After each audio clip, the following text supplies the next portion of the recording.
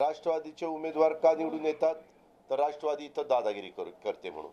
आता राष्ट्रवादीचे का उमेदवार निवडून येतात पैशानी, असं नसतं। कुठल्याही निवडणुका पैशानी आणि दादागिरीने निवडून कुणी येत नाही। आपण बघितलं ह्या देशामध्ये 2.5 वर्षापूर्वी आणि 2 वर्षापूर्वी मोदींची लाट होती। मोदींच्या नावामुळे अनेक खासदार आमदार निवडून आले। प्रत्येक वेळेस इथं काही झालं तर ते शेवटी सगळं राष्ट्रवादीवर आणून ढकलायचं, हे जो काही केविलवाणा प्रयत्न चाललेला आहे तो अशोभनीय आहे।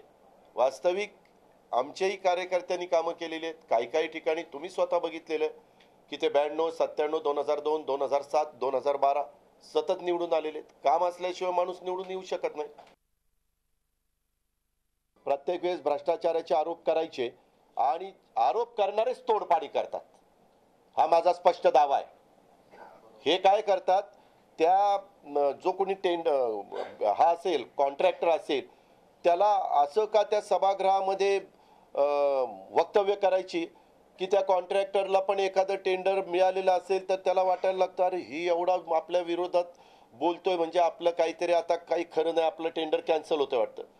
ते जातोय त्यांना भेटायला जो अशा पद्धतीचे आरोप प्रत्यारोप करतो। झी 24 तास रहा एक पाऊल पुढे।